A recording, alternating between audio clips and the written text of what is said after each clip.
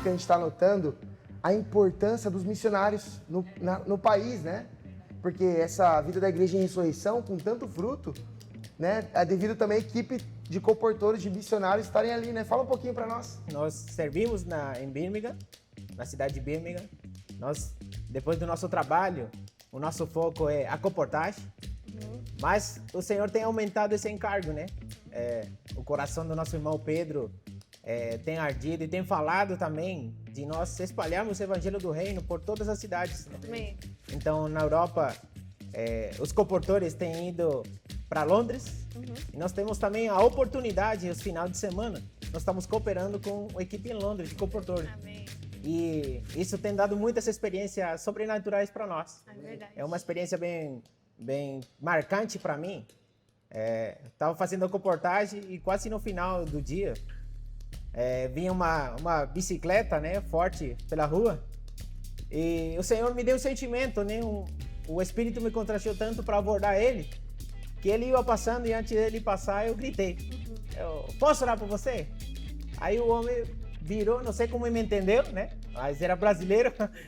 Aí ele virou e falou para mim, pode? Né? Aí ele parou a bicicleta rápido. Aí eu orei por ele, fiz imersão com ele. Ele levou o kit. Mas ele passou o contato. Eu senti mesmo de pedir o contato para ele. E ele falou, eu quero reunir com vocês. Só que às vezes a gente é descrente, né? Sim.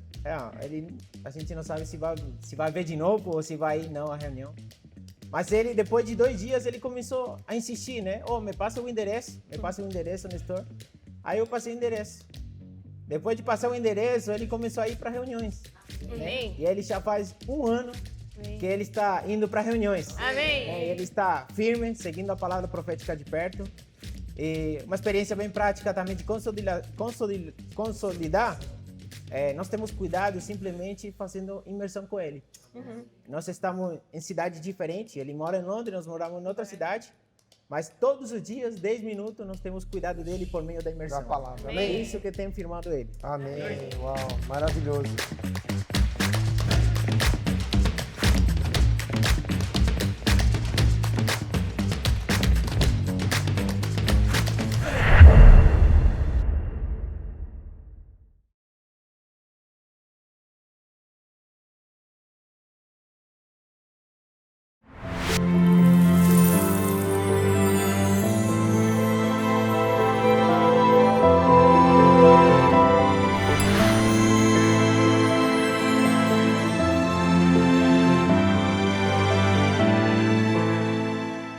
Sejam todos muito bem-vindos a mais uma transmissão do Instituto Vida para Todos.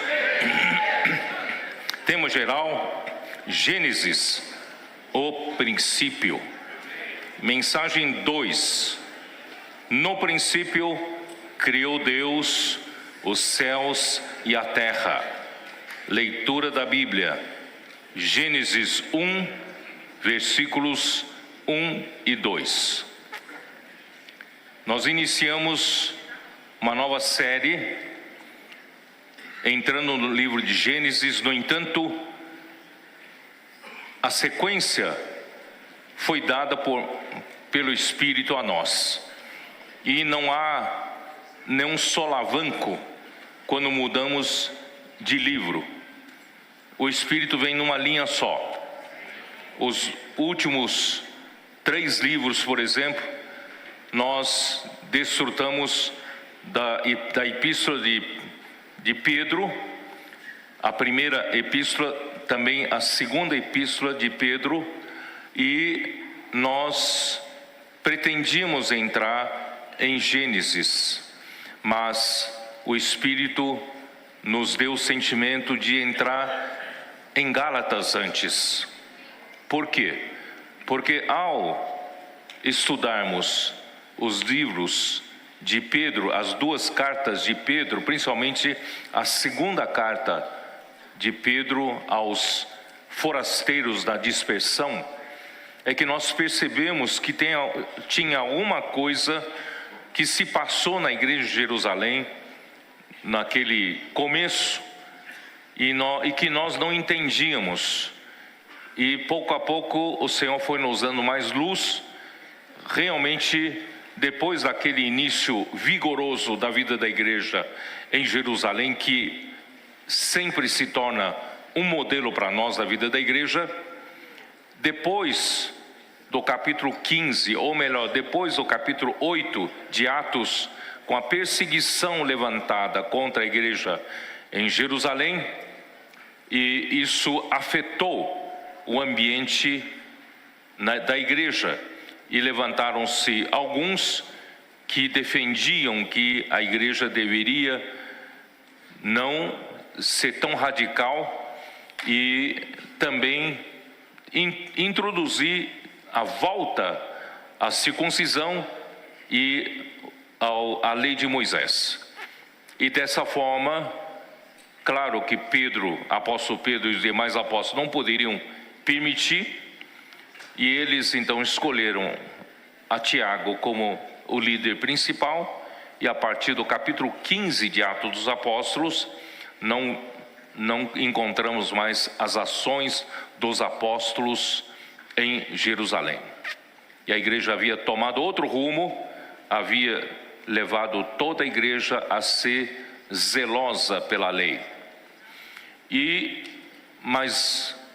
Pedro, nós entendemos que quando Pedro escreveu a sua segunda carta, ele insistia em fazer lembrados as palavras que havia sido falado para a vida da igreja no primeiro período vigoroso da igreja.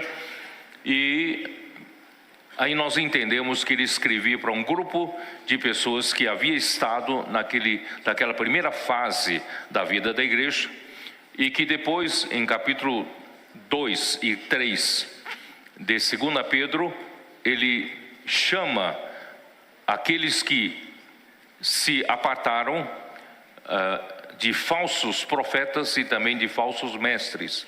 Ele fala de uma maneira muito forte, e aí nós percebemos que isso ele se referia aos que seguiram a linha de seguir a volta da lei em igreja de Jerusalém, e eles passaram a se opor ao que o apóstolo Pedro e os demais apóstolos falavam, e se tornaram uma outra linha da obra, e que acabou sendo opositores à obra de Deus, não só a Pedro, mas também a Paulo. Então, com esse contexto, nós entendemos que o Espírito queria nos falar, era um momento propício de falar sobre o livro de Gálatas, porque o livro de Gálatas trata exatamente sobre isso.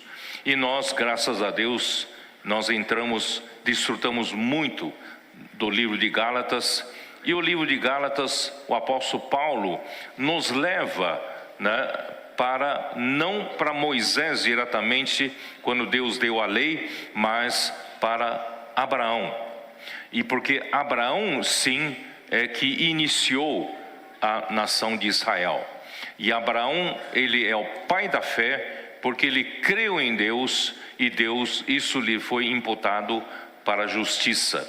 E dessa forma Deus lhe deu uma promessa de possuir, de ser herdeiro do mundo, a ele e ao seu descendente, conforme a explicação de Paulo. E o descendente é Cristo. E por causa dessa menção de Abraão, irmãos, nós tivemos que entrar já, ao estudar o livro de Gálatas, em muitas porções do livro de Gênesis. E agora sim, nós estamos entrando no livro de Gênesis, não há nenhuma curva fechada, não há nenhum solavanco. É a linha que o Espírito nos conduziu, e nós temos na mesma linha. Então não precisa se preocupar, parecendo que nós estamos entrando em uma terra nova, uma terra estranha. Não, estamos seguindo o Espírito para entrar, para ver o que o Espírito tem a falar conosco através de Gênesis. E na semana passada nós iniciamos a mensagem 1, onde nós explicamos para os irmãos, nós abordamos o livro de Gênesis de uma maneira diferente.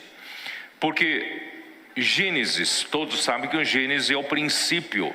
Gênesis significa o começo, significa a origem de tudo. No entanto, nem todos têm a clareza, e eu acredito que a grande maioria não tem clareza, que esse princípio refere-se ao princípio do tempo. Pode ser que você diga: Pedro, eu não concordo com você, eu já sabia que era o princípio do tempo. Mas então você talvez não tenha noção completa de que o tempo existe para fazer a vontade de Deus.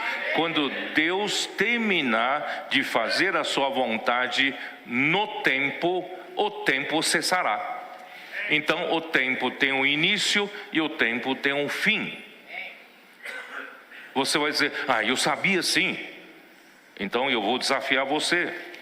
Em Apocalipse 21, falei isso agora de manhã.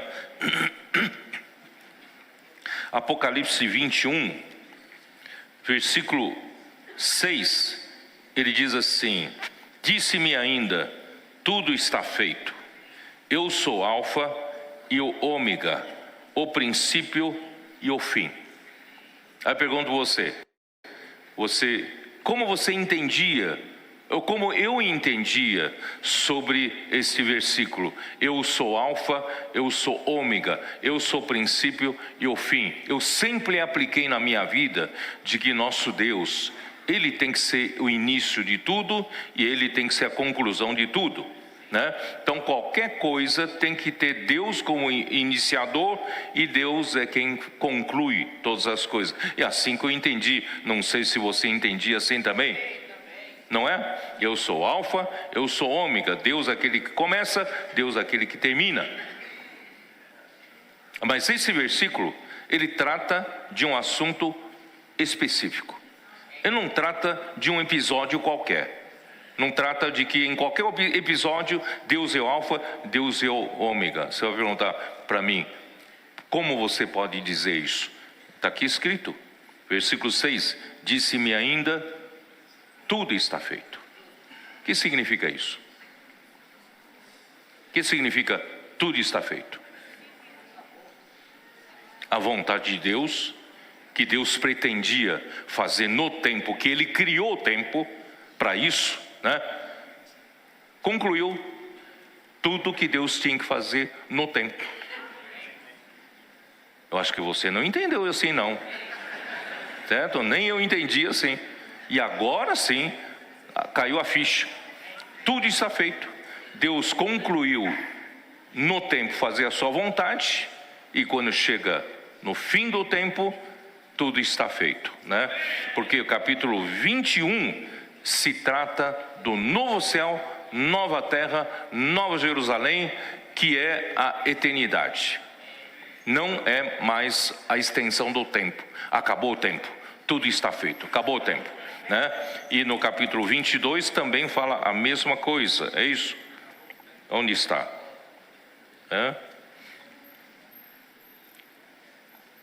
Aqui no capítulo 22, versículo 13: eu sou Alfa e o Ômega, o primeiro e o último, o princípio e o fim. Agora nós entendemos, irmãos, Deus falou isso exatamente ou especificamente com relação à criação do tempo.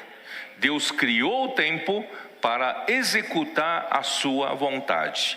E qual é a sua vontade? Eu acredito que a grande parte dos cristãos não sabem, porque os cristãos vão dizer: a vontade de Deus para minha vida é isso, a vontade de Deus para minha vida é aquilo, é que eu case com fulano de tal, que eu estude tal faculdade, que eu siga essa carreira, eu faço isso, eu faço aquilo. Não, na vontade de Deus não é isso. A vontade de Deus é o quê? Nossos adolescentes sabem. Está em Efésios capítulo 1, versículos 9 e 10. O mistério da sua vontade, da vontade de Deus, é: Deus quer encabeçar todas as coisas em Cristo, na dispensação da plenitude dos tempos. O que quer dizer na dispensação da plenitude dos tempos? Quando terminar o tempo. Quer dizer, durante toda a dispensação de várias dispensações do tempo, Deus vai fazer prevalecer a sua vontade. que é encabeçar Cristo sobre todas as coisas, tanto as do céu como as da terra. Então, irmãos, é isso que Deus está fazendo, Ele vai fazer. Ele é teimoso, você pode ir contra, pode resistir, mas Ele vai fazer. E Ele vai fazer por meio da igreja, tá?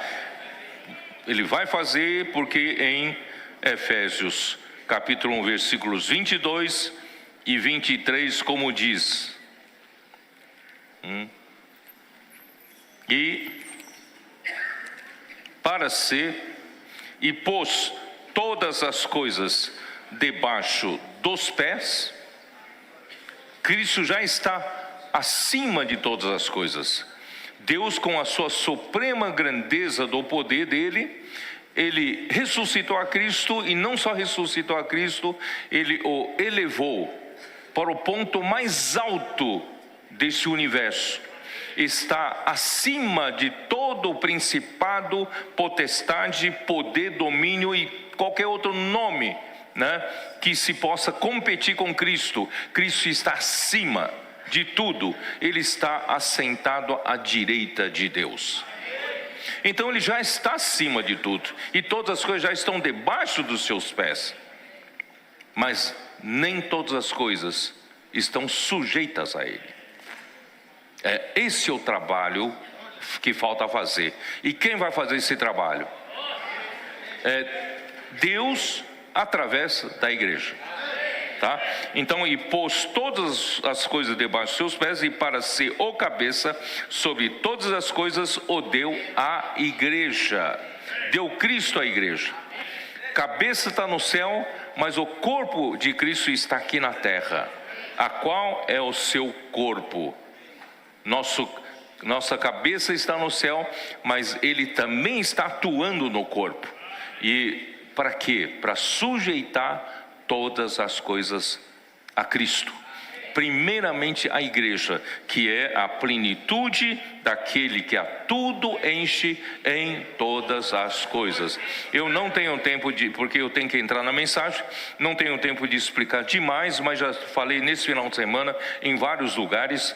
Irmãos, a única maneira de nós, a igreja, nos sujeitarmos plenamente a Cristo, não é ouvindo muitos ensinamentos, não é ouvindo muitos sermões, não é ouvindo muitas doutrinas, teologia sobre a submissão a Cristo, é que nós vamos de fato nos submeter.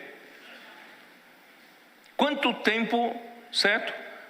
Alguns ouviram por anos a fio, e quando chega numa determinada provação mais forte, eles acabam se rebelando, acabam saindo. Não é? Então, irmãos, não é por mero ensinamento, mas, irmãos, é por encher. Cristo, Ele quer encher a sua igreja. Quando nós estivermos cheios de Cristo, quando nós estivermos cheios da própria verdade, irmão, não haverá nada em mim que resista a Cristo. Tudo em mim será obediência a Cristo. E isso é feito por meio da palavra.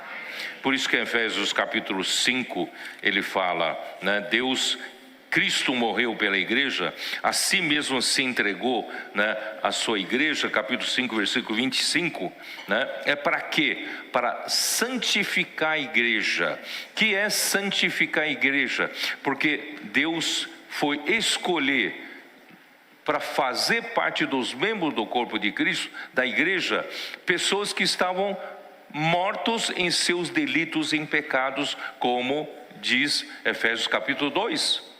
Nós estamos andando como andam todos os gentios, na vaidade dos seus próprios pensamentos, não é isso? Nós vivíamos uma vida vazia, vivíamos uma vida, alheia a Deus, nada que ver com Deus. Mas graças a Deus, um dia Deus nos encontrou através da palavra do Evangelho. Nós nos convertemos, recebemos o Espírito, hoje somos filhos de Deus, temos a vida de Deus. Mas não basta isso. nós ainda carregamos muitos elementos do velho homem, ainda carregamos muitos elementos daquilo que nós éramos quando gentios. Então Deus precisa nos lavar. Como Deus nos lava? Tendo-a purificado, o quê? Está no versículo 26. Para que a santificasse, tendo-a purificado por meio da lavagem de água pela palavra. Então a palavra, quando vem para nos encher, de um lado é como a água que nos lava, que nos limpa de todos os elementos rebeldes, os elementos resistentes a Cristo, não é isso? Para que Cristo possa encher cada parte do meu coração, do meu ser, assim do seu ser também, né? Então o Senhor está nos santificando pela lavagem de água, pela palavra. Portanto, irmãos, como é importante a palavra que o Senhor nos manda cada semana, está nos lavando. Por isso, irmãos, nós fazemos a imersão da palavra. Não apenas entendemos como ensinamento para obedecer, não temos essa capacidade de obedecer, mas a própria palavra que é inculcada em nosso coração vai nos enchendo de realidade, de verdade, e vai nos tornando cada vez mais obedientes a Cristo. E dessa forma Deus obterá, né, para apresentar a si mesmo igreja gloriosa, sem mácula, nem ruga, nem coisa semelhante, porém santa e sem defeito. Então é isso que Deus está fazendo no nosso meio. E só para complementar esse sentimento, eu vou, né, usar 2 Coríntios capítulo 10 para falar um pouco sobre isso, né? E capítulo 10, Paulo diz assim no versículo 4: porque as armas da nossa milícia não são carnais, e sim poderosas em Deus para destruir fortalezas, anulando nós sofismas. Você sabe que Deus tem uma arma extremamente eficaz, né? É como um míssil capaz de atingir, né, e destruir fortalezas. Fortalezas referem-se às resistências ao governo de Deus, ao governo de Cristo, e anulando nós sofismas, aquele falatório que nos desvia da palavra de Deus, e toda altivez, todo orgulho, toda soberba que se levanta contra o conhecimento de Deus, levando cativo todo pensamento à obediência de Cristo. Então a palavra é essa arma eficaz, poderosa, destrói em meu coração toda rebeldia, destrói em meu coração toda fortaleza que o meu ego tem levantado contra o conhecimento de Deus. Ele destrói essa fortaleza, e agora, irmãos, está me levando a minha mente, o meu pensamento, a obediência de Cristo. Aí versículo 6, olha só: e estando prontos para punir toda desobediência. Então a obediência da igreja será usada como plataforma para Deus punir toda desobediência e varrer desse universo toda desobediência, né? Uma vez completa a vossa submissão. Quando a nossa submissão for completa, nós nos tornamos a plenitude daquele que a tudo enche em todas as coisas, porque Cristo já terá nos enchido. Não haverá uma parte do meu ser, do seu ser, resistente ao governo de Cristo. Pronto, Deus estará pronto para punir toda desobediência, e toda desobediência será varrida desse universo. Aí Cristo reinará, né? Eu preciso continuar, preciso dar mensagem, né? Então, irmãos, primeira mensagem, nós falamos do princípio do tempo, para que serve o tempo, o propósito do tempo, quando será o fim do tempo, lembra? Nós falamos sobre tudo isso. E agora, a segunda mensagem, vamos falar: no princípio criou Deus os céus e a terra. Não é outra mensagem, senão é a continuação. Porque já que Deus fez essa criação toda para fazer a sua vontade, Ele não só criou o tempo, mas também Ele criou o espaço. Ou não? É o tempo, falamos na primeira mensagem, nessa mensagem falamos do espaço. Deus criou esse espaço todo.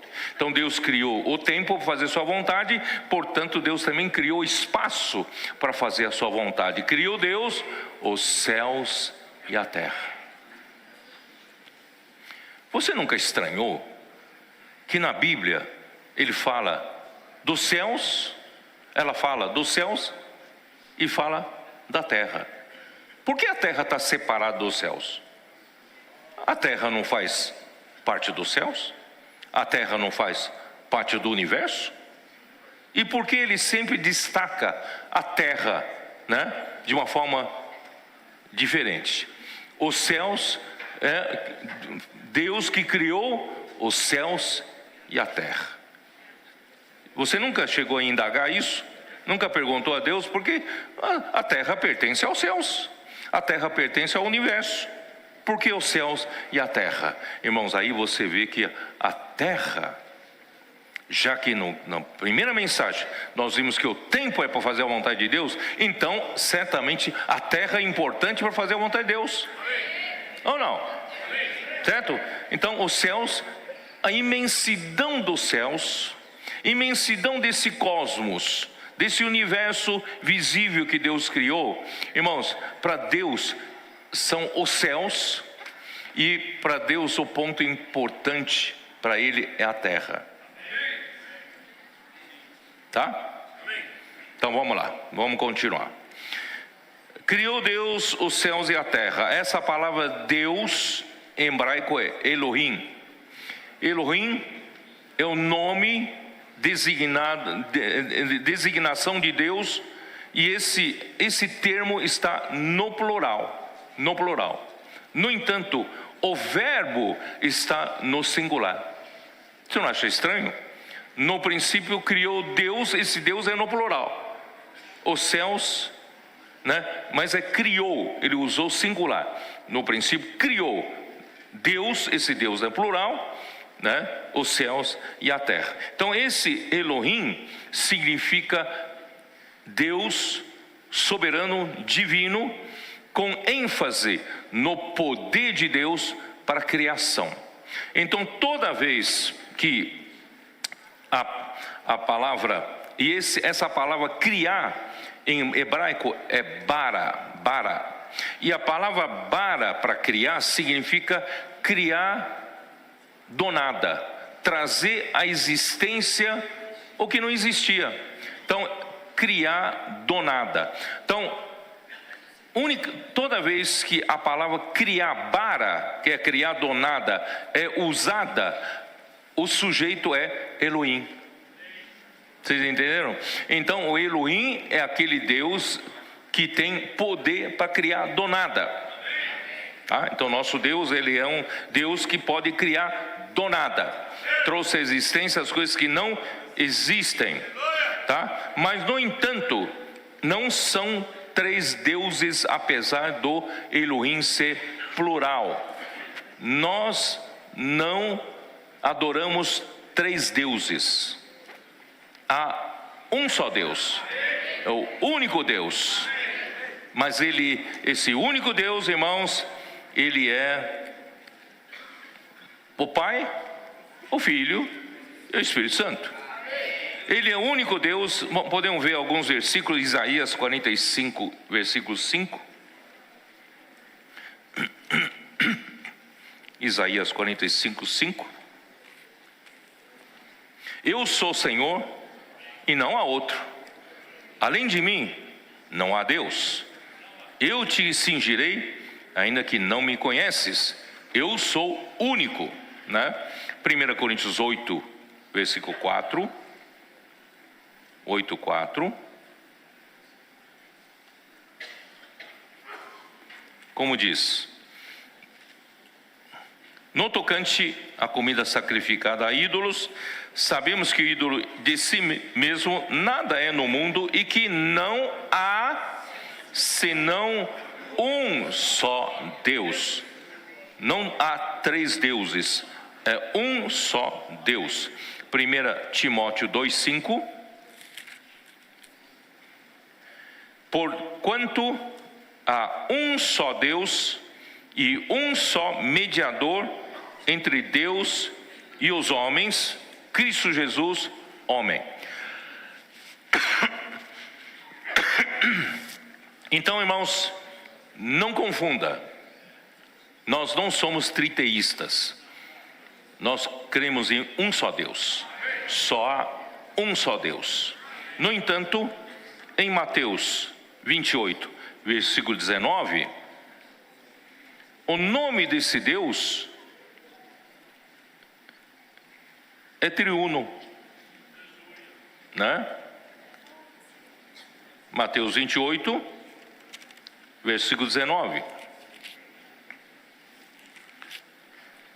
Ide, portanto, fazei discípulos de todas as nações, batizando-os em nome do Pai, do Filho e do Espírito Santo. Na verdade, irmãos, aqui não é em nome do Pai, em nome do Filho, em nome do... É um único nome. Só tem um nome. Esse nome é o Pai, Filho e Espírito Santo. Vocês entenderam? Então, nosso Deus é o Deus único, mas Ele é Pai, Filho e Espírito Santo. Então, a Trindade, né, é para que Deus, na sua essência, com a sua vida e a natureza, como as riquezas da boa terra. Agora vamos ter que ir para Deuteronômio capítulo 8, versículo 7, para nós entendermos um pouco sobre isso, né? Deuteronômio capítulo 8, versículo 7. Não sei se conseguem achar aquela figura da riqueza das águas, né? Da boa terra, e vocês podem projetar, se acharem. Bom, então aqui diz, versículo 7, porque o Senhor teu Deus te faz entrar numa boa terra, terra de ribeiros de águas, de fontes, de mananciais profundos que saem dos vales e das montanhas. Quer dizer, Deus Pai, Ele é representado pelo manancial profundo de água. Tem uma riqueza imensurável de água, né? Que é o nosso Deus Pai. E como fazer com que a riqueza dessa água chegue até o homem? Ele está num lugar bem profundo, e graças a Deus um dia Cristo, como a fonte, trouxe, né, a água que estava no manancial profundo até a superfície da água, da terra. E a água, né, essa água é Deus único, que passou a jorrar pelo Filho, pela fonte. Mas Cristo morreu, ressuscitou, e essa fonte, Ele se tornou Espírito, e essa fonte se tornou ribeiro de águas, né? Então, você vai perguntar, por que Deus é único? Porque a água que Deus quer dar para o homem, que é Ele mesmo, é a única água. Seja essa água no manancial profundo, ou essa água que fluiu através de Jesus, e hoje essa água que está no Espírito, irmãos, essa água é Deus, é a vida de Deus, é Deus na sua essência. Deus quer te dar a sua vida e natureza como água, como essência. Mas por que precisa do Pai, do Filho e do Espírito Santo? É justamente para alcançar você, não é? Você não teria como alcançar o Deus, né, que habita na luz inacessível ao homem. Mas Cristo trouxe Deus até nós. E o Espírito hoje dá continuação de fazer fluir Deus, as riquezas de Deus até nós. Irmão, então a essência de Deus é a essência do Deus único. O Pai, o Filho e o Espírito é justamente para te alcançar, para alcançar você, tá bom? Então, vamos lá, Salmo 92, acho que eu já li na outra na outra mensagem, Salmo 92, vamos ler outra vez. Antes que os montes nascessem e se formassem a terra e o mundo, de eternidade a eternidade, tu és Deus. Nosso Deus, Ele habita a eternidade, habita na eternidade, ou Ele é a própria eternidade, né? E antes que houvesse a criação, Ele estava na eternidade. E portanto, a criação, o princípio de Gênesis capítulo 1, versículo 1, marca o início do tempo, quando Deus começa a criar, começa a contagem do tempo. E agora, irmãos, os céus e a terra referem-se a toda a criação. Tudo que Deus criou está aqui, os céus e a terra. Quando a criação alcançar objetivo final, ou seja, quando todas as coisas estiverem sujeitas a Cristo, os céus e a terra passarão, e o tempo terminará. Esse espaço passará. O tempo em que vivemos também passará. Aí sim vem o quê? Vem novos céus, nova terra. Os novos céus e nova terra não serão mais assim como nós entendemos, físicos, né? Como vai ser, não me pergunte, eu não sei, né? Só quando chegarmos lá nós vamos ver como é, né? Então, 2 Pedro, capítulo 3.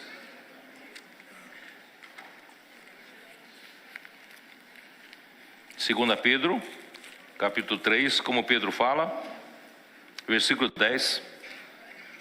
Virá, entretanto, como ladrão o dia do Senhor, no qual os céus passarão com estrepitoso estrondo, e os elementos se desfarão abrasados, também a terra e as obras que nela existem serão atingidas. Visto que todas estas coisas hão de ser assim desfeitas, deveis ser tais como os que vivem em santo procedimento e piedade, esperando e apressando a vinda do dia de Deus, por causa do qual os céus incendiados serão desfeitos. Vai embora. E os elementos abrasados se derreterão. Nós, porém, segundo a sua promessa, esperamos novos céus, nova terra, nos quais habita justiça, tá? Então, essa é a nossa esperança. Agora, irmãos, vamos para Zacarias capítulo 12, versículo 1.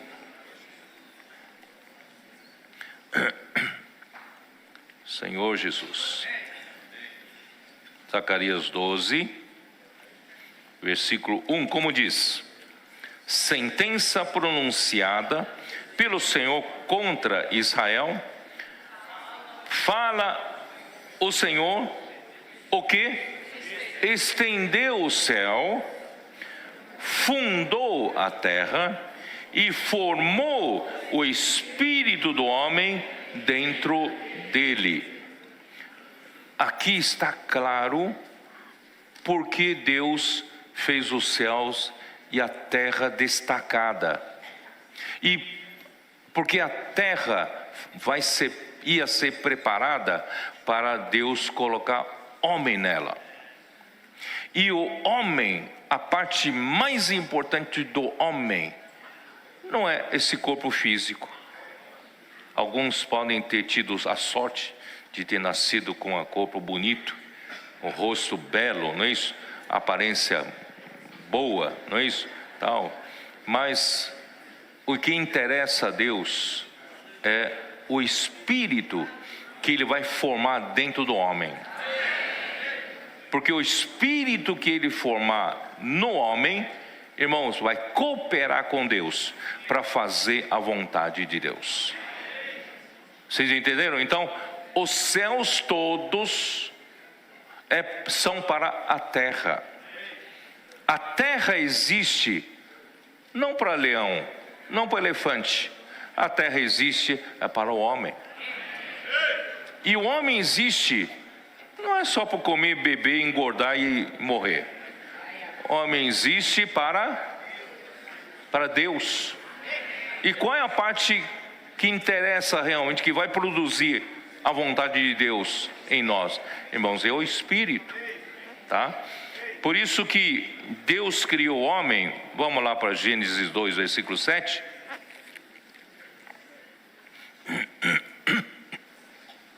Gênesis 2, versículo 7. Então formou o Senhor Deus ao homem do pó da terra. Porque primeiramente ele precisa formar do pó da terra o homem, porque ele precisa criar o homem para viver nesse mundo que está, mundo físico, que está sujeito ao espaço e ao tempo que ele criou para sua vontade. E imagina só, se eu e você não tivéssemos um corpo físico. É uma reunião só de almas e espíritos aqui, né? Irmão, nós não tínhamos como afetar a terra. Deus quer produzir algo aqui na terra, tá? Então, primeira coisa que Deus nos deu foi esse corpo. Esse corpo foi formado do pó da terra. E quando morrer, quando esgotar o prazo de validade desse corpo, vai retornar ao pó. Por isso, irmãos, não é essa parte do corpo que é importante fazer a vontade de Deus, embora tenha sua importância, né? Tanto é que Paulo fala assim: não sabeis vós que vosso corpo é o santuário de Deus, que o Espírito de Deus habita em vós, né? Então, esse corpo tem a sua importância. Mas, irmão, não fique fazendo muita estética, muita, né, cosméticos e não sei o que, cirurgias plásticas, não se preocupa tanto com o corpo, né? É importante, né, conservar bem, né, vocês sabem, né? Tal.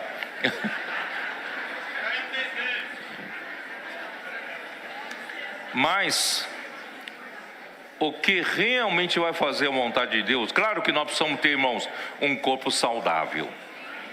Como você vai servir a Deus, se útil a Deus, ainda que seja do Espírito, se o corpo não está saudável, né? Então, uma única coisa que você tem que realmente se preocupar, irmãos, manter um corpo saudável.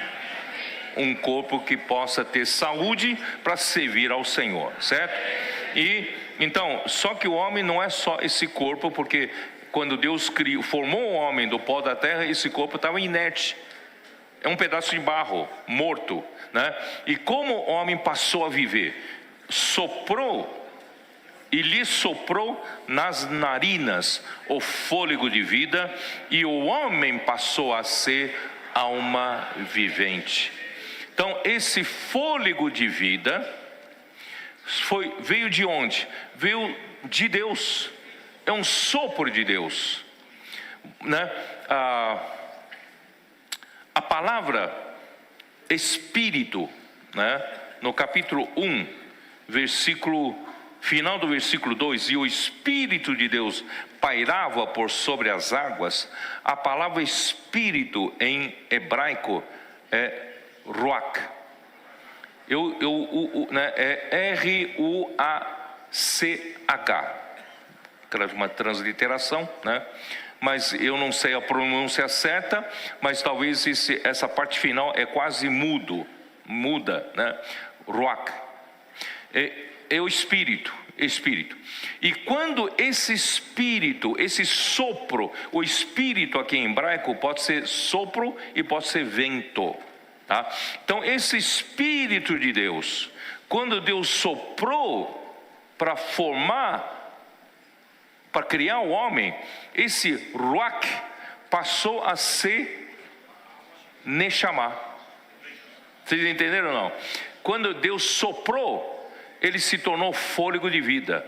E a palavra fôlego de vida em hebraico é Neshama. E esse fôlego de vida que entrou no homem se tornou o espírito do homem. Você vai dizer, mas como? Em Provérbios 20, 27, como diz: O espírito do homem é a lâmpada do Senhor, a qual esquadrinha todo o mais íntimo do corpo. Essa palavra, o espírito do homem, nesse versículo é Neshama. Então, o Neshama saiu de Deus, da boca de Deus, o Ruach. E quando se destina para criar o espírito do homem, se torna Neshama. E quando o Neshama alcança aquele boneco de barro, forma o espírito do homem. E quando Deus forma o espírito do homem como uma reação imediata, o homem se torna uma alma vivente. Então a alma, o espírito foi formado pelo sopro de Deus, e a alma é uma reação imediata que Deus nos deu a alma. Por que Deus nos deu cada uma alma? Porque Deus quer cada um de nós, irmãos, uma personalidade diferente. Nós somos diferentes. Deus não quer fazer uma fábrica de robôs, todo mundo igual, não é isso? Tá todo mundo estampado, todo mundo igual. Já pensou, olhar aqui, ó, todo mundo igual aqui, já pensou? Todo mundo aqui igual, né? Todo mundo pensa do mesmo jeito. Não, isso é muito fácil. Deus apenas dá uma programação nos robôs, aí todo mundo é um. Todo mundo é sujeito a Cristo. Aí não tem graça, não é isso? Então Deus deu para cada um de nós uma alma. E essa alma tem autodeterminação. Essa alma tem escolha própria. Essa alma tem um livre-arbítrio. É ou não é? Então Deus e você, irmão, você e eu somos diferentes. Porque aí que nós vamos conseguir expressar a multiforme sabedoria de Deus. Nós, cada um expressa uma parte, né? O que Deus é, e graças a Deus, né? Deus nos deu essa alma, cada um diferente. Muito bem, então vocês podem saber que para ficar mais claro ainda essa questão de Ruach e Neshama, eu vou ler um pouco o livro de Jó, posso? Vamos lá, livro de Jó, capítulo 32, versículo 3, versículo 8, como diz: na verdade, há um espírito de um homem. Essa palavra espírito é Ruach. Na verdade, há um espírito do homem. Então, ele pode ser usado, essa palavra Neshama e Ruach pode ser usada intercambiavelmente. Vocês entenderam? Então, na verdade, há um espírito no homem. E o sopro do Todo-Poderoso o faz sábio. Essa palavra sopro é o Neshama. Vocês entenderam? Então, na verdade, há um Espírito de Deus no homem, e o Neshama o torna sábio. Tá? E capítulo 33, versículo 4. O Espírito de Deus me fez. Esse Espírito aqui é Ruach. O Espírito de Deus, porque Deus soprou e me fez. O Espírito de Deus me fez, e o sopro do Todo-Poderoso me dá vida. Esse sopro aqui é Neshama. Então, quando o sopro visa dar vida para o homem, se torna Neshama. Vocês entenderam? Então, nós somos essencialmente criados pelo Espírito. O corpo, irmãos, é como se fosse um corpo que Deus criou. Para cada um de nós, fazemos a vontade de Deus e aproveitar esse corpo. Agora, enquanto existir esse corpo, você pode fazer a vontade de Deus. Quando terminar a validade desse corpo, acabou a oportunidade. Por isso, irmão, vamos aproveitar bem o nosso corpo para fazer a vontade de Deus, né? E o Espírito, né?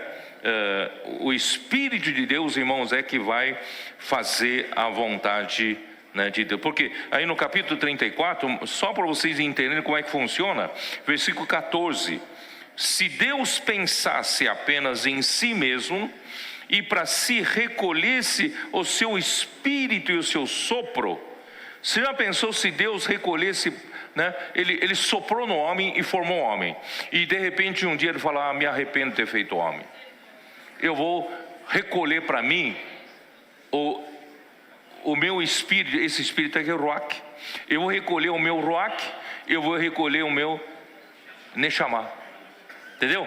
Então, se Deus quiser recolher, o que acontece? Toda a carne juntamente expiraria no mesmo momento. Vocês acreditam nisso? O que nos mantém vivo é esse sopro de Deus. Se Deus retirar de nós o Espírito, acabou.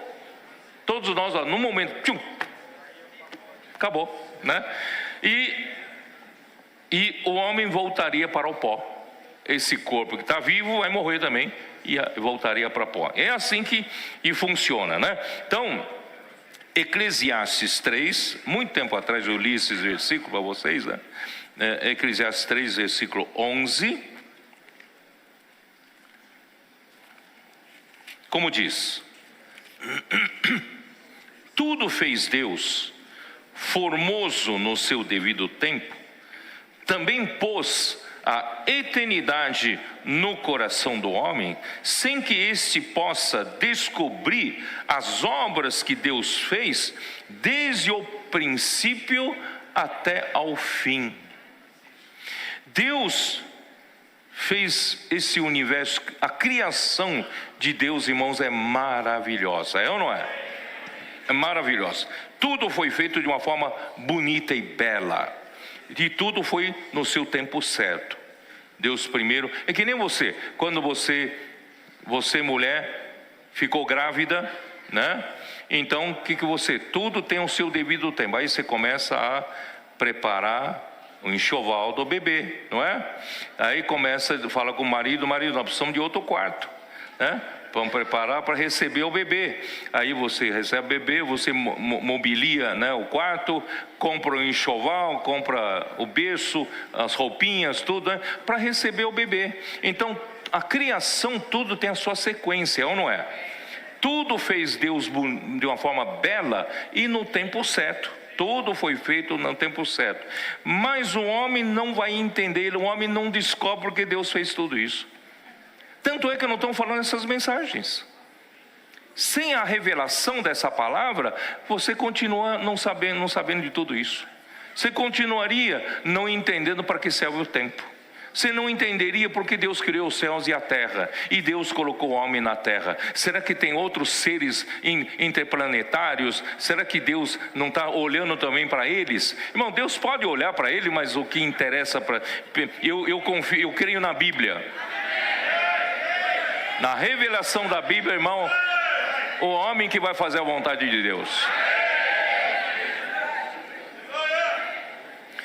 Só que o homem não vai entender porque Deus está fazendo essas coisas. Mas graças a Deus, pela revelação da palavra, nós estamos entendendo, né? Senhor Jesus. Por isso, irmão, Deus criou o espírito do homem por meio do seu sopro, e o homem passou a ser alma vivente, e assim tanto o espírito como a alma são eternos. O seu espírito e sua alma nunca vão morrer, sabia disso? Seu corpo morre, mas seu espírito e sua alma não morrem. E alguns me perguntam, quando eu partir desse corpo, será que vou lembrar das coisas? Você sabia que hoje a sua alma, né, está funcionando graças ao seu cérebro, né? Você tem consciência das coisas porque a sua mente está usando o seu cérebro para pensar, é ou não é? E usa, né? E você tem a emoção, a sua emoção que está na sua alma, você toma a sua decisão, não é isso? Então, e tudo que você passa aqui na terra, está tudo gravado na memória, não está? Memória do seu cérebro, tá? Um dia, quando sua alma sair do seu corpo, você sabe que como o cérebro está conectado à sua alma, a sua alma vai carregar essa memória junto. Então você não vai dizer, não vou me lembrar quem é minha esposa, quem é minha, então não vou lembrar. Não, você vai ter a memória sim, você vai ter a memória do anterior. Mas irmãos, só que nós vamos viver outro momento maravilhoso. Nem vou dizer, mas não vou falar muito não, né? Então, irmãos, assim, alma e espírito são eternos. Somente o corpo do homem tem prazo de validade, morre. Quando o homem morrer, irmãos, o corpo vai voltar para o pó, mas o espírito vai voltar para Deus. Você sabia disso ou não? Vamos lá para o último capítulo de Eclesiastes. Eclesiastes 12. Eclesiastes 12, versículo 7. Quando o seu corpo morrer, sabe o que vai acontecer? E o pó volte à terra como o era. E o espírito volte a Deus, que o deu. Sabia disso? Quando você morrer, seu corpo volta para a terra, mas o seu espírito volta para Deus, porque foi Ele quem deu, tá? Ele não vai jogar fora, né? Por isso, irmãos, embora o homem tenha eternidade no seu coração, ele não faz ideia, porque Deus criou tudo de uma forma tão bela, tão formosa, né? Tudo no seu devido tempo. O homem não percebe o que Deus realizou desde o princípio da criação até o fim dos tempos, com exceção de nós que estamos ouvindo essas mensagens, né? Então esta é a sabedoria de Deus em mistério, né? Outrora oculta, ninguém sabia. Vamos dar uma olhada em Romanos 8? Você está sabendo, ser privilegiado. Romanos 8, versículo 17. Opa, peraí, tem alguma coisa errada aqui.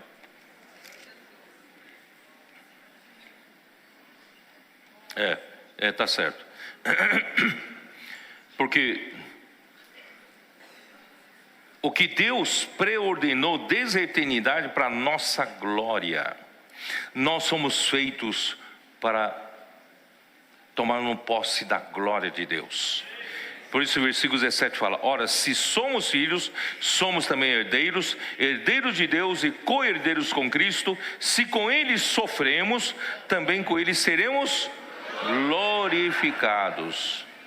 Por isso, sabe, sem a revelação, nós não sabemos para que existimos. Porque existe o céu, porque existe a terra, porque Deus criou todas essas coisas. Agora nós entendemos, irmãos. Porque para mim tem 1% de que os sofrimentos do tempo presente não podem ser comparados com a glória a ser revelada em nós. A ardente expectativa da criação aguarda a revelação dos filhos de Deus. Portanto, irmãos, você não é só para viver essa vidinha, não. Deus está preparando você para a sua glória, tá? Então, até o versículo, versículo 20: pois a criação está sujeita à vaidade, não voluntariamente, mas por causa daquele que a sujeitou, na esperança de que a própria criação será redimida do cativeiro da corrupção para a liberdade da glória dos filhos de Deus. Quer dizer, a queda do homem impôs o cativeiro da corrupção a toda a criação, sabia? Toda a criação sofreu com a nossa queda. E agora também, irmãos, a nossa glorificação vai libertar também a criação desse cativeiro da corrupção, né? Então toda a criação está aguardando, né, para que seja redimida do cativeiro da corrupção para a liberdade da glória dos filhos de Deus. Porque sabemos que toda a criação a um só tempo geme e suporta angústias até agora. Não somente ela, mas também nós que temos as primícias do Espírito, igualmente gememos em nosso íntimo, aguardando o quê? Aguardando a filiação. O que é filiação? Irmão, quando nós tornamos maduros, filhos maduros e prontos para herdar. Herdar o quê? Herdar o mundo. Nós vamos herdar com Cristo, irmãos, a reinar o mundo. Por isso, irmãos, estamos lutando pelo reino. Quem aqui está lutando pelo reino? Então, aí sim, a última coisa, irmãos, vai ser feita a redenção do nosso corpo. Porque esse corpo é o único ponto, o meu corpo é a única parte do meu ser que é perecível. Mas Deus vai dar também para mim um corpo da glória. É a redenção do meu corpo. Meu espírito, minha alma são eternos, mas Deus também vai me dar um corpo eterno, um corpo da glória, né? Então,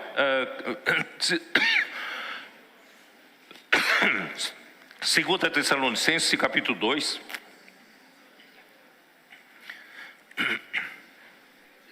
Capítulo 2, versículo 12.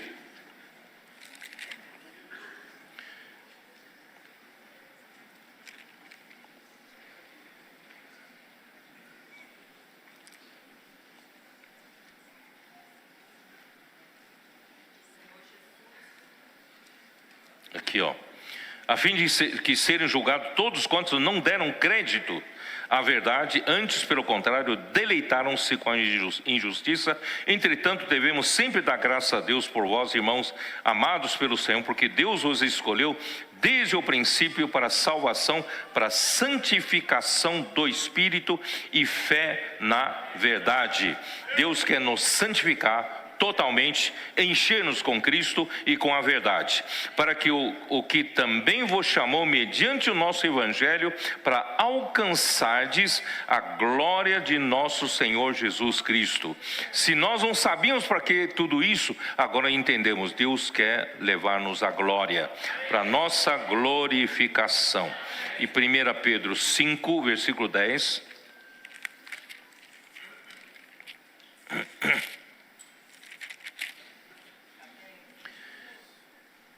Ora, o Deus de toda graça, que em Cristo vos chamou a sua eterna glória. Nós somos chamados em Cristo para a eterna glória de Deus. Desde que, depois de ter sofrido por um pouco, Ele mesmo vos há de aperfeiçoar, firmar, fortificar e fundamentar. Né? Esse é o nosso processo que nós estamos passando agora. 2 Pedro 1, 3... né? Visto como pelo seu divino poder nos têm sido doadas todas as coisas que conduzem à vida e à piedade, pelo conhecimento completo daquele que nos chamou para a sua própria glória e virtude. Você foi chamado para a glória de Deus, né?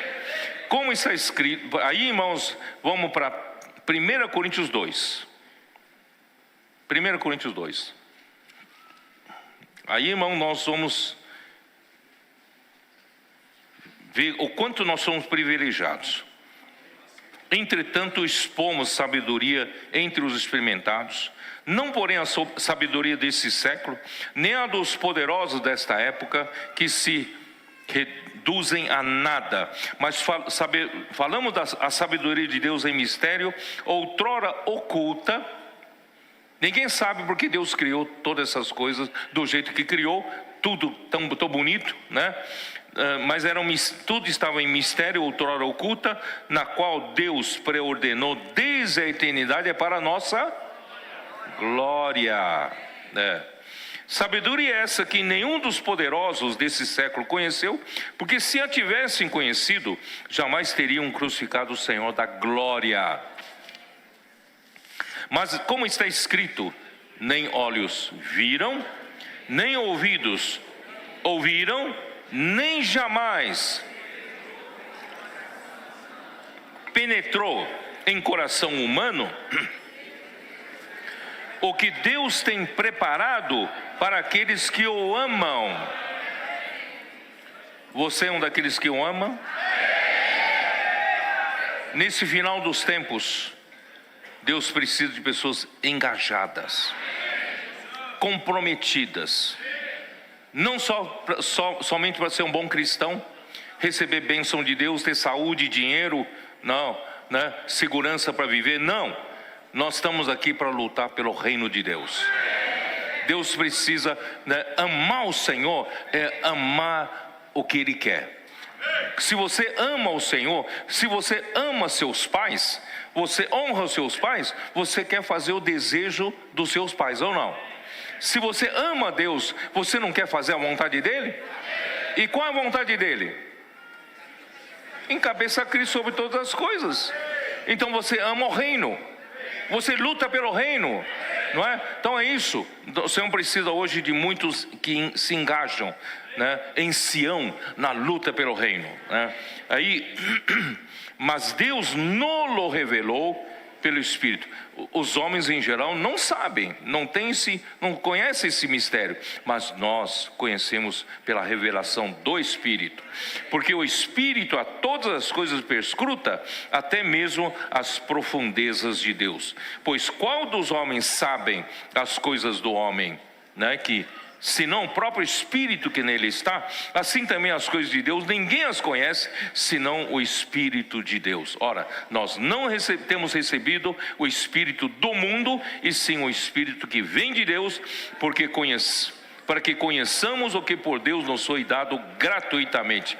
Disso também falamos, não em palavras ensinadas por sabedoria humana, mas ensinadas pelo Espírito, conferindo coisas espirituais com espirituais.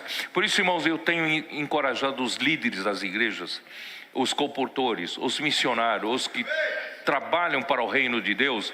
Irmão, nós não vivemos mais pelo que sabemos fazer, nós precisamos viver pelo Espírito. O Espírito, ele é como um vento, ele sopra para onde quer. Você ouve o som do vento, você não sabe de onde ele vem e você não tem certeza para onde ele vai. E assim é todo aquele que é nascido do Espírito. Ou seja, todos nós que fomos regenerados pelo Espírito, nós não devemos saber andar, sabe? Nós devemos saber, nunca sabemos qual é o próximo passo. O nosso próximo passo quem dá é o Espírito. Os irmãos, né? Os irmãos, vou usar o irmão Dídimo. O irmão Dídimo veio aqui, apesar de ter 70 a mais já? 70 a mais, né? Então, e resolveu vir para o PAC ser aperfeiçoado no PAC. Primeiro dia ele saiu, na primeira manhã, para pregar o evangelho, comportagem, e a coisa não fluía. E, graças a Deus, à tarde passou a fluir. Então eu falei para os irmãos, então a nossa tendência é, puxa, o que está errado, que não fluiu? Eu vou aprender para que, né, no outro dia passe a fluir, passe a funcionar. Então nós estamos sempre correndo atrás de métodos para dar certo, sempre correndo atrás de jeito certo para a coisa dar certo. Irmão, não tem jeito certo. Nas coisas de Deus não tem jeito certo. Quando você achou o jeito, já é o seu jeito, já não é mais o Espírito. Por isso, irmão, nós devemos sempre viver, na verdade, irmãos, com frio na barriga. Vocês sabem que toda vez que eu subo aqui para falar, eu tenho um frio na barriga, porque eu não sei o que o Espírito quer para onde quer me dirigir, entendeu? Nós só somos assim, nós somos nascidos do Espírito, temos que andar no Espírito, porque tão facilmente você cria condições em sua volta para sua comodidade, para sua segurança, né? Você acaba sem perceber criando um ninho para si. E esse ninho, como Jó fala, eu quero morrer no meu ninho, né? Tão agradável, tão confortável, tão gostoso. Irmãos, Deus não quer você morrer no seu ninho, não. Deus quer destruir o seu ninho. Deus quer fazer você depender do Espírito, né? Deus vai poder fazer vontade dele através de você, tá? Muito bem, continuando aqui, ó, versículo 14. Ora, o homem natural não aceita as coisas do Espírito de Deus. Por que tem que viver assim tão incerto? Seguir o Espírito, né? Não, por que não seguir a lei? É mais fácil seguir a lei, não é isso? É seguir regras, seguir manual, seguir o checklist, né? É mais fácil seguir. Mas, irmãos, seguir o Espírito é muito abstrato, irmãos. Mas o homem natural não aceita as coisas do Espírito de Deus, porque eles são loucura e não pode entendê-las, porque elas se discernem espiritualmente. Porém, o homem espiritual julga todas as coisas, mas ele mesmo não é julgado por ninguém, porque ele segue o Espírito.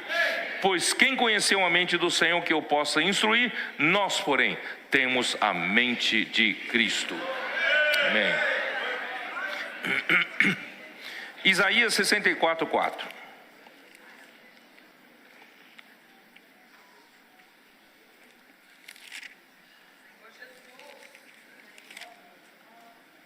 Porque desde a antiguidade não se ouviu, nem com ouvidos se percebeu, nem com os olhos se viu, Deus além de ti, que trabalha para aqueles que nele esperam.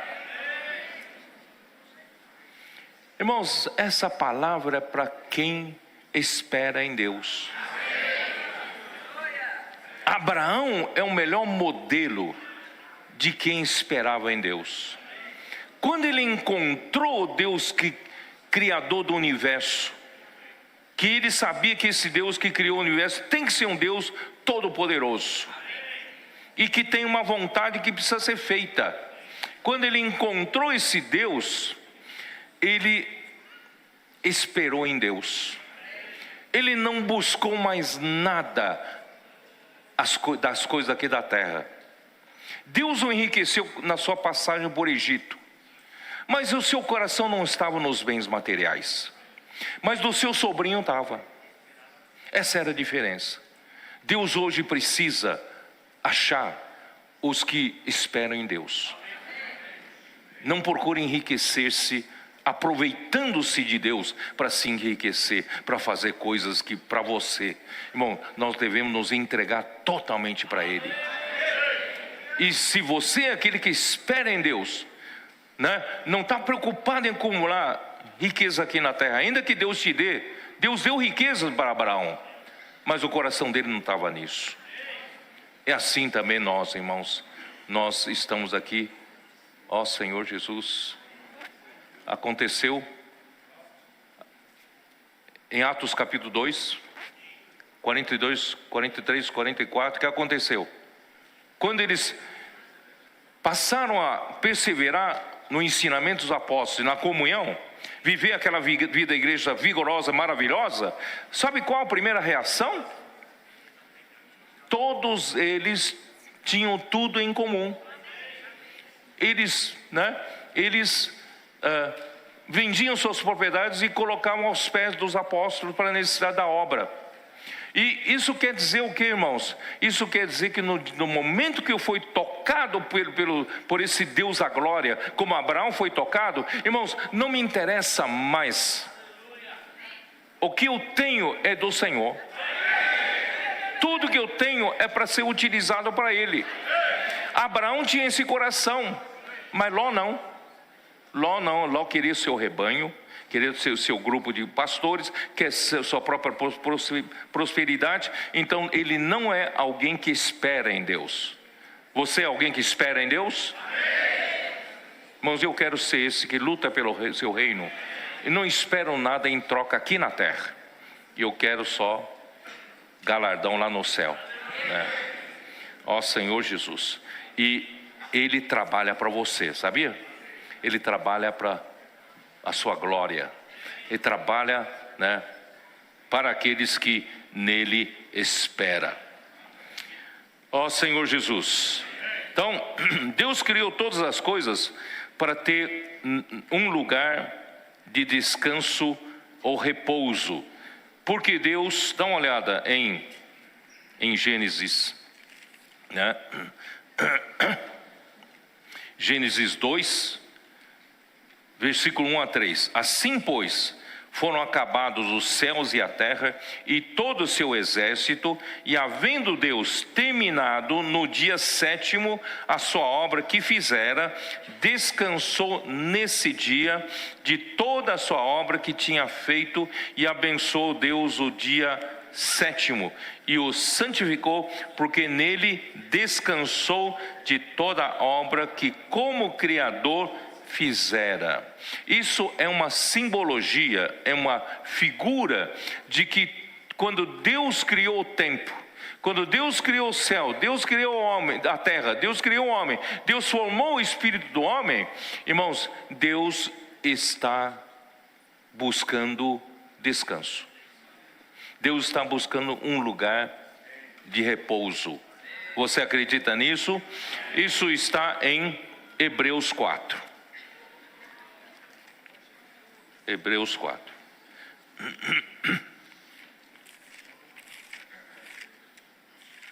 Hebreus 4, versículo 1. Temamos, portanto, que sendo nos deixada a promessa de entrar no descanso de Deus, suceda parecer que algum de vós tenha falhado. Porque também a nós foram anunciadas as boas novas, como se deu com eles. Mas a palavra que ouviram não lhes aproveitou, visto não ter sido acompanhada pela fé naqueles que a ouviram. Vocês estão entendendo agora que o descanso de Deus tem uma relação íntima com a palavra e com como recebemos a palavra. Então, se você receber a palavra com fé, de uma forma adequada, você vai entrar no descanso de Deus.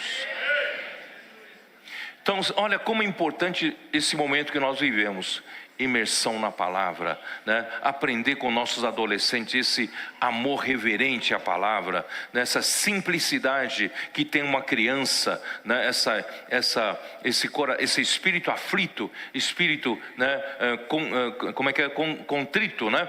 Que ama a palavra de Deus, irmãos, como é importante isso, né? E aí fala, nós porém que cremos, entramos no descanso. Irmão, se você crê na palavra, você entra no descanso. Tá? Assim jurei na minha ira, não entrarão no meu descanso, embora certamente as obras estivessem concluídas desde a fundação do mundo, porque em certo lugar assim disse no tocante ao sétimo dia, e descansou Deus no sétimo dia de todas as obras que fizera. E novamente no mesmo lugar não entrarão no meu descanso, visto, portanto, que resta entrarem alguns nele, e que por causa da desobediência não entraram aqueles aos quais anteriormente foram anunciadas as boas novas. De novo, determina certo dia, hoje, falando por Davi, muito tempo depois, segundo antes fora declarado: hoje, se ouvides a sua voz, não endureçais o vosso coração. Ora, se Josué lhes tivesse dado descanso, porque Josué já tinha dado posse para todas as 12 tribos. Se tivesse dado descanso, não falaria posteriormente a respeito de outro dia. Portanto, resta ainda um repouso para o povo de Deus. Que repouso é esse, irmãos? Deus criou os céus eternos em 6 dias.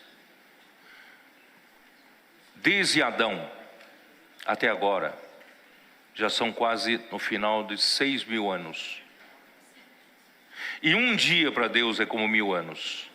Então, irmão, nós estamos no finalzinho. E os 7.000 anos, que é o milênio, será o ano do descanso de Deus. Você quer entrar no descanso de Deus? Deus está preparando vencedores para participar desse descanso. Então, como nós vamos entrar nesse descanso? Porque aquele que entrou no descanso de Deus também, ele mesmo, descansou de suas obras como Deus das suas.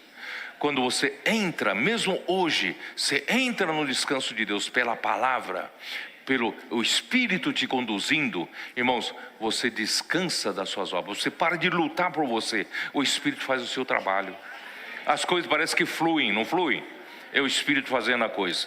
E, portanto, irmãos, esforcemo-nos, pois, por entrar naquele descanso, a fim de que ninguém caia, segundo o mesmo exemplo de desobediência.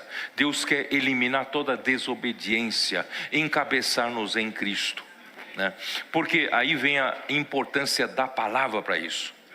Não é ensinamento morto, mas é a palavra viva, né? Porque a palavra de Deus é viva e eficaz, é mais cortante do que qualquer espada de 2 gumes, e penetra até o ponto de dividir alma e espírito, juntas e medulas, e é apta para discernir os pensamentos e propósitos do coração. Muitas vezes nem nós sabemos os pensamentos e propósitos do nosso próprio coração. Às vezes tem que estar tão escondidinho ali, eu tenho uma intenção errada ali. Mas a palavra de Deus é viva e eficaz, é capaz de discernir. Aí eu ganho luz, ó Senhor, me perdoa, não é isso? Então, graças ao Senhor, a palavra de Deus é viva, ela é eficaz. Não há criatura que não seja manifesta na sua presença, pelo contrário, todas as coisas estão descobertas e patentes aos olhos daquele a quem temos de prestar contas. Nós vamos prestar contas. Portanto, irmãos, se você quer participar do milênio, sabe? Então você precisa hoje permitir que essa palavra trabalhe em você, seja inculcada em você, Ela vai limpando, toda resistência. Ela vai separar a sua alma do espírito, vai discernir os pensamentos e também todos os propósitos do seu coração. Ele vai limpando tudo que é resistência a Cristo, certo? Então, irmãos, você quer participar? Amém? Eu quero participar. No entanto, o lugar de repouso de Deus não está no céu e na terra que Ele criou, mas está em que Ele pretende produzir a partir do coração do homem. Tendo Deus dado descanso de todos os seus inimigos, Davi então desejou fazer uma casa para Deus. Vocês se lembram disso ou não? Por meio do profeta Natã, Deus então manda dizer. Vocês se lembram dessa história? Vamos lá. Segundo Samuel 7,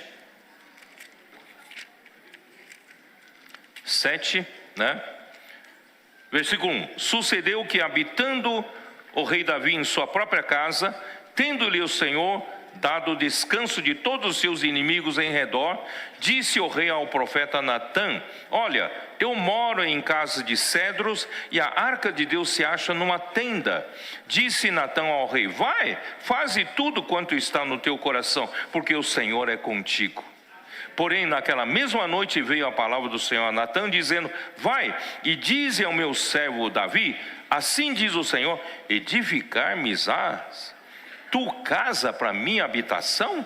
Porque em casa nenhuma habitei desde o dia que fiz subir os filhos de Israel do Egito até o dia de hoje, mas tenho andado em tenda, em tabernáculo, em todo lugar em que andei com todos os filhos de Israel.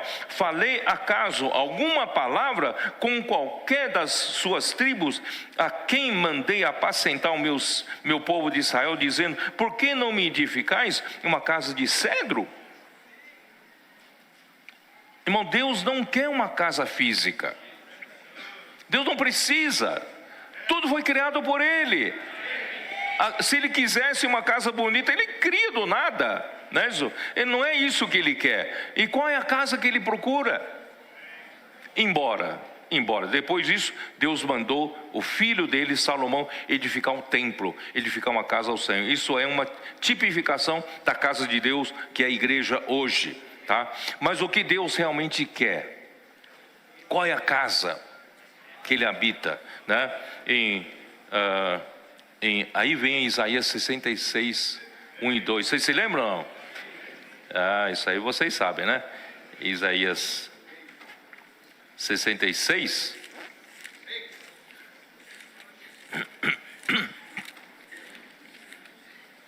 Assim diz o Senhor: o céu é o meu trono, e a terra é o estrado dos meus pés. Eu criei todas essas coisas. E que casa edificareis vós? E qual é o lugar do meu repouso? Realmente eu quero ter um lugar do meu repouso, mas qual é esse lugar de repouso? Vocês querem construir para mim um grande templo, uma catedral suntuoso? Irmão, não é isso que eu quero. Se eu quiser, eu faço. Eu sei fazer, né? Então, porque a minha mão fez todas essas coisas, e todas vieram a existir, eu que fiz. Eu não preciso disso. Mas, diz o Senhor, mas o homem para quem olharei é este, o aflito e abatido de espírito e que treme da minha palavra. O lugar de habitação de Deus está no coração desses que são humildes, aflito e abatido de espírito e que amam a palavra de Deus e tremem da palavra de Deus. Quando Deus fala, treme. Quando Deus fala, é uma voz de comando que sai da boca de Deus. Irmãos, estamos, nós queremos receber por fé e praticar a palavra. Irmãos, é isso que Deus está conseguindo pouco a pouco, lugar de habitação entre nós.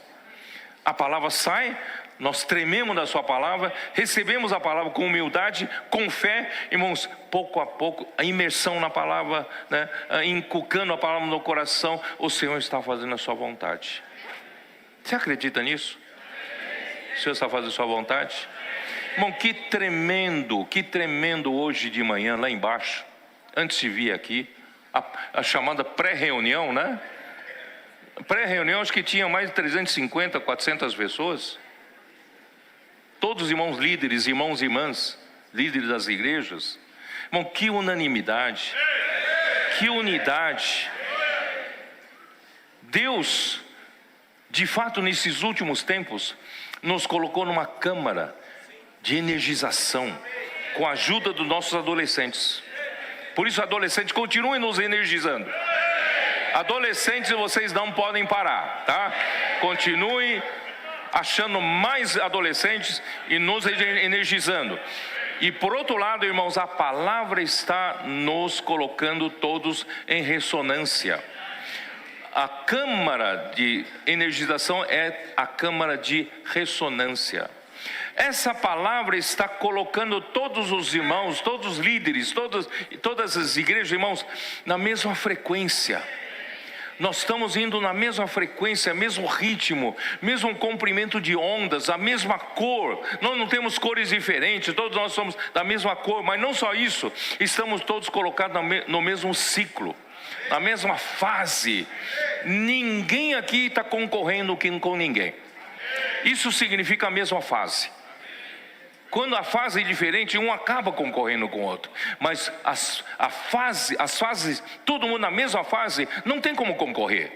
Só tem como somar. Nós estamos somando um com o outro, né? Irmãos, isso aumenta muito a força nossa.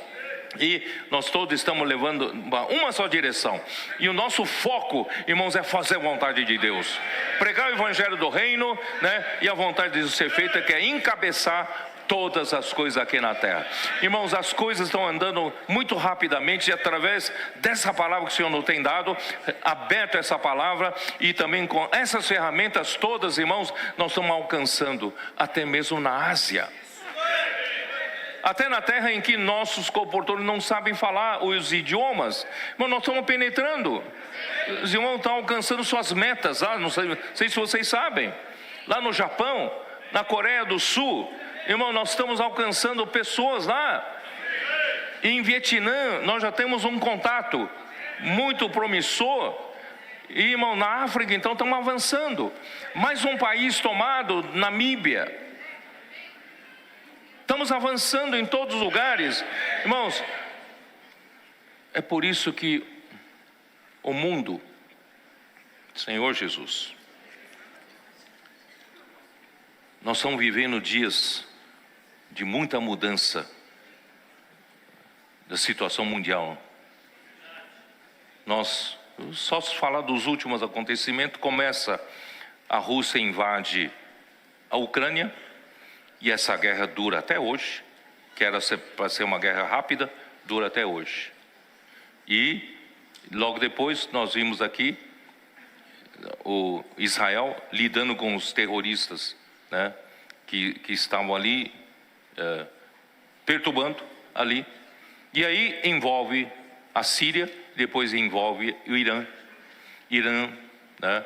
E agora, irmãos, veio recentemente a eleição dos Estados Unidos, presidencial nos Estados Unidos, e com o que o presidente americano recém-repossado, com suas primeiras ordens, mudanças, irmãos, também abalou o mundo, a situação mundial. E ontem, Não sei se vocês sabem. Aliás, antes iniciou o Israel atacando o Irã, querendo bombardear e acabar com a fabricação de bomba atômica nuclear no Irã, né? E ontem os Estados Unidos ordenou e fez o trabalho, mandou, somente Estados Unidos tem um avião B-2 capaz de levar os mísseis, não, o artefato que é capaz de perfurar rochas, né, e para atingir os bunkers e a metros de distância. E essas instalações nucleares estão a mais de 80 metros de profundidade, debaixo de rochas, debaixo de concreto armado. E então ontem foram lançados esses mísseis que só Estados Unidos têm, e ainda tem que lançar pelo menos 2 ou mais mísseis no mesmo ponto para poder alcançar lá embaixo, né? Então, irmãos, isso está repercutindo no mundo. Nós não sabemos para onde vai essa onda, né, de protestos e coisas. Irmão, nós só sabemos, irmãos, que as coisas estão andando muito rapidamente. O cenário está se formando para o fim dos tempos. Você está acompanhando isso tudo? Não. O final dos tempos está se formando, né? Estão se formando. Aí me veio o sentimento de dizer rapidamente para vocês, eu não terminei ainda a palavra aqui, não sei como é que eu vou fazer, mas Apocalipse 6, eu quero engajar vocês.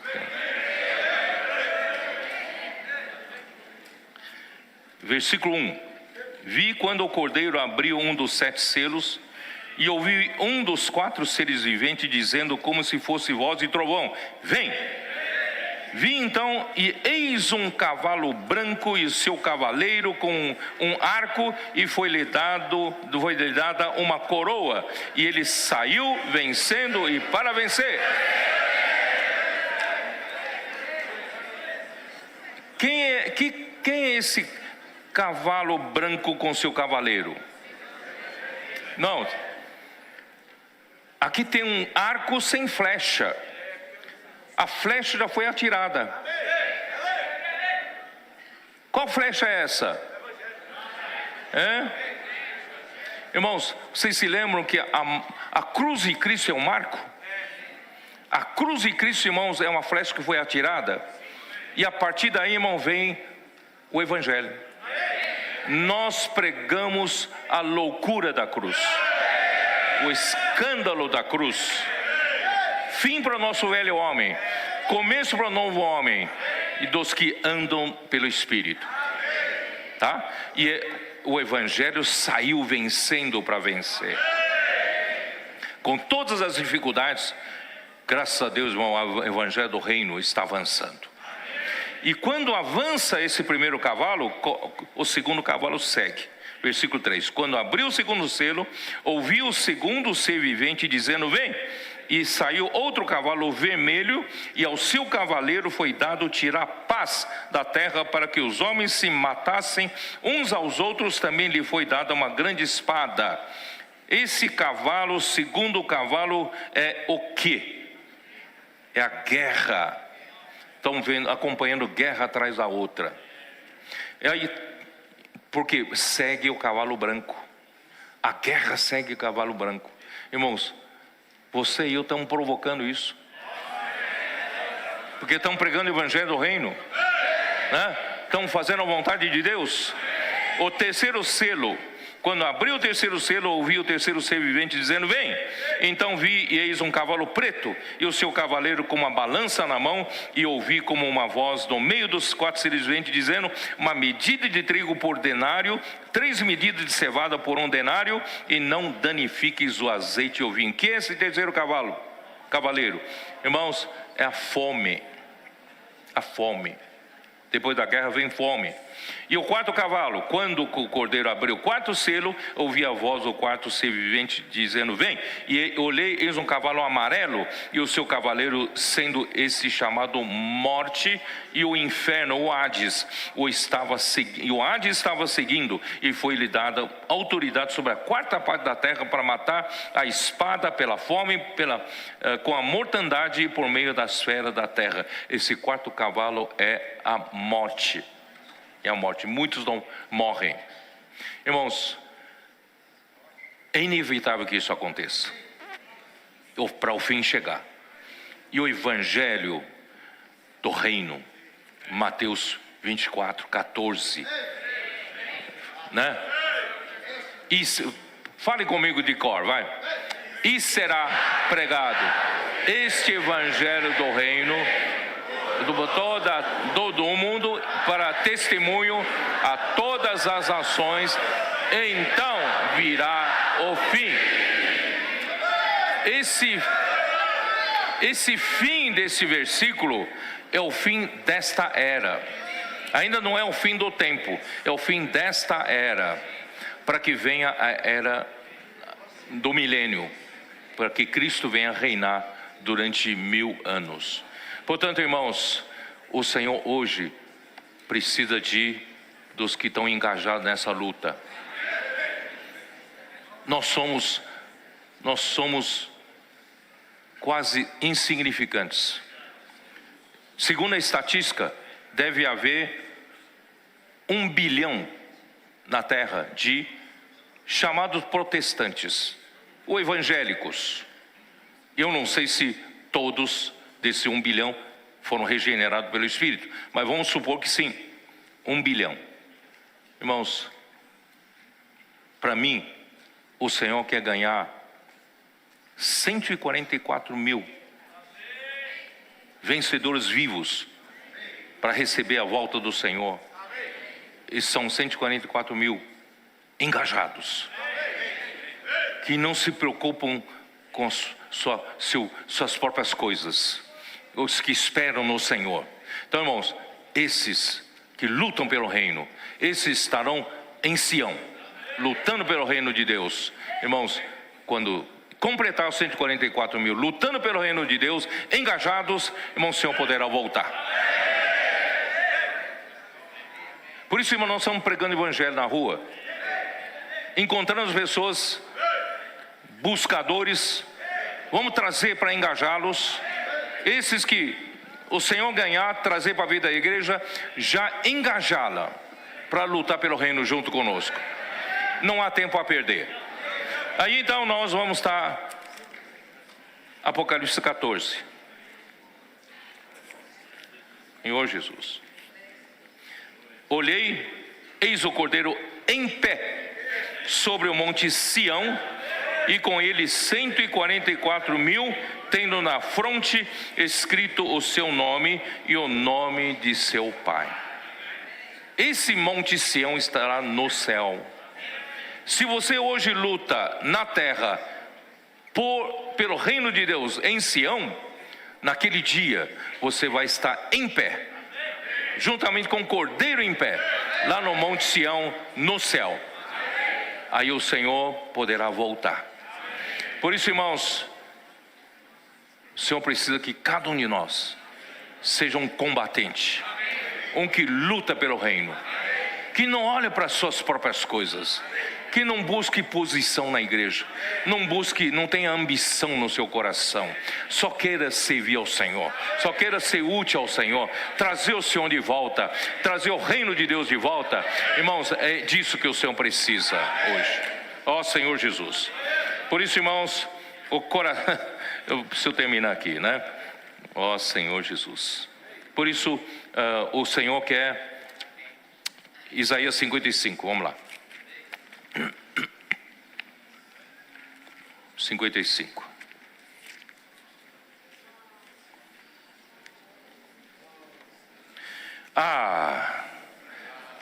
Todos vós, os que tendes sede, vinde às águas. Vós, os que não tendes dinheiro, vinde e comprai. E comeis, sim, vinde e comprai, sem dinheiro e sem preço, vinho e leite. Por que gastais o dinheiro naquilo que não é pão, e o vosso suor naquilo que não satisfaz? Ouvi-me atentamente, comei o que é bom, vos deleitareis com finos manjares. Inclinai os ouvidos e vinde a mim, e ouvi. Vamos ouvir a palavra do Senhor, né? E a vossa alma viverá, porque convosco farei uma aliança perpétua, que consiste nas fiéis misericórdias prometidas a Davi.